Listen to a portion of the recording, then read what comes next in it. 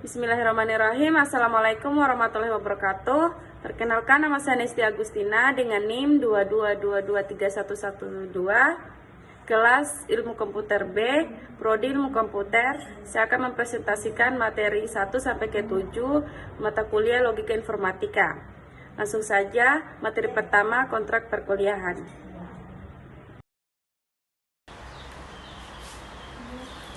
Materi kedua, pengenalan logika informatika. Kata logika berasal dari Yunani, logos yang memiliki arti kata, ucapan, alasan, sementara informatika yaitu disiplin ilmu yang mempelajari transformasi fakta berlambang yaitu data maupun informasi pada mesin berbasis komputasi. Jadi, logika informatika adalah disiplin ilmu yang mempelajari transformasi data maupun informasi pada mesin berbasis komputasi dengan penalaran sehingga didapat suatu kesimpulan. Sejarah logika. Salah satu ilmuwan yang membekukan sejarah logika yaitu Aristoteles mengatakan bahwa kesimpulan Thales diperoleh dari alasan bahwa air adalah jiwa segala sesuatu. Inti dari logika Aristoteles adalah silogisme, sehingga pada saat itu Aristoteles mengenalkan logika sebagai ilmu. Manfaat logika.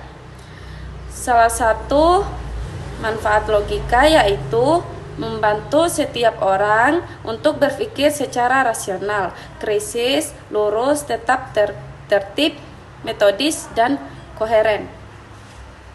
Macam-macam logika informatika. Materi ketiga, pengenalan proposisi. Proposisi adalah suatu pernyataan yang bernilai benar atau salah, tetapi tidak dapat sekaligus keduanya. 1.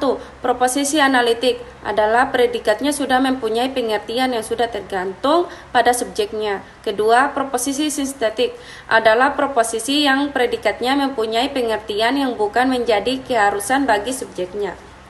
Konsep logika proporsional. Logika proporsional merupakan logika yang menangani atau memproses atau manipulasi penarikan kesimpulan secara logis dari proposisi-proposisi. Materi keempat, tabel kebenaran dan proposisi majemuk. Pada logika informatika, tabel kebenaran adalah tabel yang dipakai untuk melihat nilai kebenaran pada suatu premis atau pernyataan. 1. Evaluasi validitas argumen. Pembuktian validitas ekspresi logika dari suatu argumen dapat dilakukan dengan tabel kebenaran, yaitu terlebih dahulu memberi variabel proporsional pada setiap proposisi majemuk untuk setiap pernyataan dan kemudian evaluasi dengan tabel kebenaran. Kedua, tautologi. Suatu ekspresi logika yang selalu bernilai benar di dalam tabel kebenarannya tanpa memperdulikan nilai kebenaran dari proposisi di dalamnya tersebut tautologi.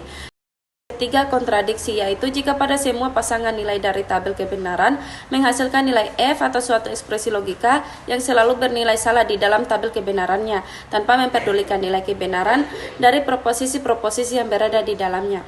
Keempat, kontingen. Suatu ekspresi yang mempunyai nilai benar dan salah di dalam tabel kebenarannya tanpa memperdulikan nilai kebenaran dari proposisi-proposisi yang berada di dalam atau jika pada semua nilai kebenarannya menghasilkan nilai F dan T disebut kontingen atau formula campuran. Pertemuan keenam, ekuivalensi. Dalam dua atau lebih pernyataan majemuk memiliki nilai kebenaran yang sama. Dalam ekuivalensi logis, memuat pernyataan 1. Jika dua buah ekspresi logika adalah tautologi, maka dapat dipastikan bahwa kedua ekspresi logika tersebut adalah ekuivalen secara logis. Kedua, jika dua buah ekspresi logika adalah kontradiksi, maka dapat dipastikan kedua buah ekspresi logika tersebut adalah ekuivalen secara logis. Materi ketujuh, penyederhanaan logika. Penyederhanaan yang dimaksud adalah merupakan proses mengubah bentuk ekspresi logika menjadi lebih sederhana dengan menggunakan hukum-hukum ekuivalensi logika. Tujuan dari penyederhanaan ini adalah kemudahan dalam mengoperasikan atau menentukan ekuivalensinya dengan ekspresi logika yang lain.